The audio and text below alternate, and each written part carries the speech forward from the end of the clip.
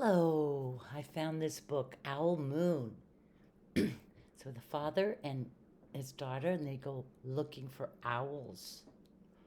I want you to listen to the descriptive words that this author uses in a poem. And I happened to find a picture I had. Owl Moon by Jane Yolen. Very descriptive. It was late one winter night, long past my bedtime, when Pa and I went owling. There was no wind. The trees stood still as giant statues. And the moon was bright, the sky seemed to shine. Somewhere behind us, a train whistle blew, long and low, like a sad, sad song. I could hear it through the woolen cap Pa had pulled down over my ears. A farm dog answered the train, and then a second dog joined in. They sang out, trains and dogs, for a real long time, and when their voices faded away, it was as quiet as a dream. We walked on toward the woods, Pa and I.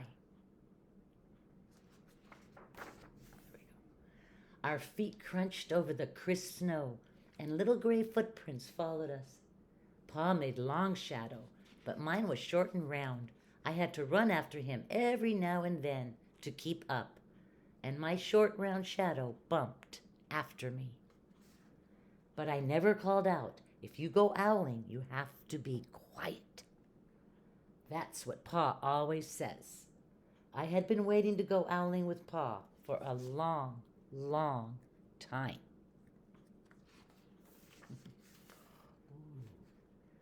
We reached the line of pine trees, black and pointy against the sky, and Pa held up his hand. I stopped right where I was and waited. He looked up, as if searching the stars, as if reading a map up there. The moon made his face into a silver mask. Then he called. Hoo, hoo, hoo, hoo, hoo, hoo. The sound of a great horned owl.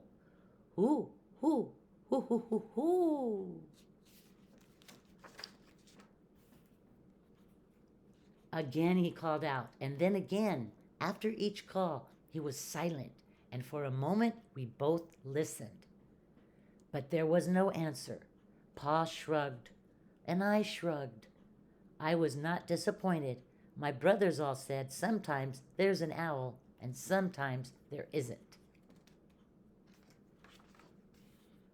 We walked on. I could feel the cold, as if someone's icy hand was palmed down on my back, and my nose and the tops of my cheeks felt cold and hot at the same time. But I never said a word. If you go owling, you have to be quiet and make your own heat. I think I need glasses. We went into the woods. The shadows were the blackest things I had ever seen. They stained the white snow. My mouth felt furry, for the scarf over it was wet and warm.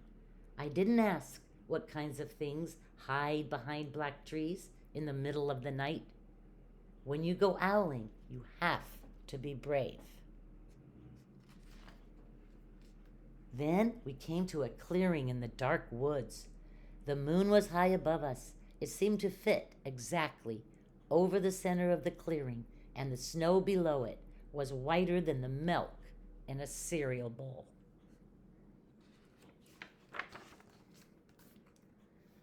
I sighed, and Pa held up his hand at the sound. I put my mittens over the scarf over my mouth and listened hard, and then Pa called. Whoo, hoo, hoo, hoo, hoo, hoo. Whoo, hoo, hoo, hoo, hoo, hoo. I listened and looked so hard my ears hurt and my eyes got cloudy with the cold. Pa raised his face to call out again, but before he could open his mouth, an echo came threading its way through the trees. Whoo, hoo, hoo, hoo, hoo, hoo. Pa almost smiled. Then he called back. Whoo, whoo, hoo, hoo, hoo, hoo. Just as if he and the owl were talking about supper or about the woods or the moon or the cold. I took my mitten off the scarf, off my mouth, and I almost smiled too. The owl's call came closer from high up in the trees. On the edge of the meadow, nothing in the meadow moved. All of a sudden, an owl's shadow, part of the big tree shadow, lifted off and flew right over us. We watched silently with heat in our mouths, the heat of all those words we had not spoken. The shadow hooted again. Pa turned on his big flashlight and caught the owl just as it was landing on a branch. For 1 minute, 3 minutes, maybe even 100 minutes, we stared at one another.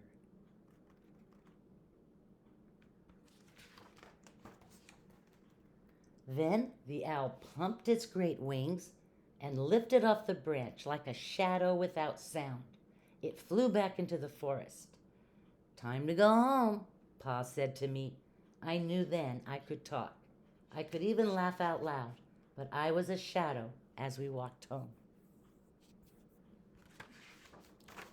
When you go owling, you don't need words or warmth or anything but hope.